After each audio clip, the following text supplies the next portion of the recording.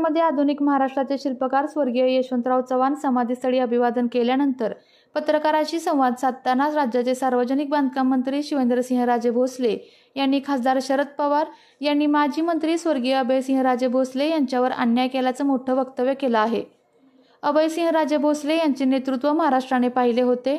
1999 साली स्वर्गीय अभयसिंहराजे भोसले काँग्रेस सोडून राष्ट्रवादीत आले नसते तर कदाचित काँग्रेसने त्यांना मुख्यमंत्रीपदी बसवले असते। माजी मुख्यमंत्री स्वर्गीय विलासराव देशमुख यांच्यापेक्षा एक टर्म ते सिनियर होते। स्वर्गीय अभयसिंहराजे भोसले संयमी नेतृत्व होते, त्यांच्यावर कोणत्याही प्रकारचे आरोप नव्हते। मात्र असे असूनही खासदार शरद पवार यांनी त्यांना का बाजूला ठेवले हा विषय सोडून देऊ। स्वर्गीय अभयसिंहराजे भोसले यांना बाजूला ठेवल्याने जसे त्यांचे नुकसान झाले तसेच जिल्ह्याचे मोठे नुकसान झाले। स्वर्गीय अभयसिंहराजे भोसले यांना पद मिळाले असते तर सातारा जिल्ह्यातील प्रलंबित प्रश्न त्याच वेळी सुटले असते। उरमोडी धरण भाऊसाहेब महाराज होते म्हणूनच झाले। या धरणातून आज सातारा, मान, खटाव या भागाला पाणी मिळत आहे।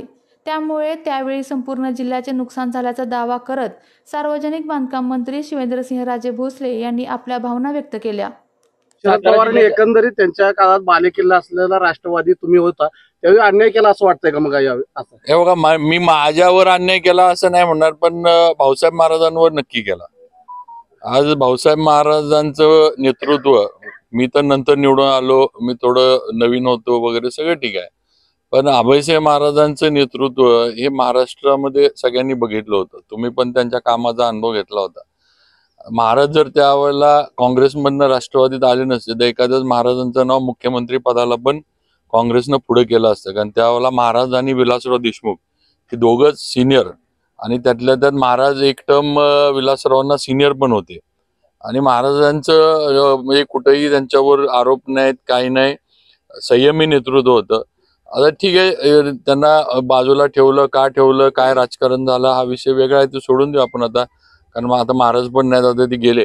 पण एकच सांगतो की जसं महाराजांच्या नेतृत्वाचं नुकसान झालं तसं महाराजांना पद दिलं नाही म्हणून जिल्ह्याचं पण मोठं नुकसान झालं। आज जे विषय भाऊंनी मांडला की अनेक प्रश्न वर्षानुवर्ष प्रलंबित आहेत, जर महाराजांसारखा नेता जिल्ह्याचं नेतृत्व त्यावेळेला जर दिलं असतं तर हे प्रश्न नक्कीच सुटले असते। आज उरमोडी धरण भाऊसाहेब महाराजांनी केलं, आज भाऊसाहेब महाराज होते म्हणून ते 9 TMCचं धरण झालं। आज त्या धरणातनं सातारा, मान, खटाव सगळ्यांना पाणी मिळते, आणि म्हणून आज हे नुकसान जे आहे ते त्यावेळेला जिल्ह्याचं नुकसान झालेलं आहे।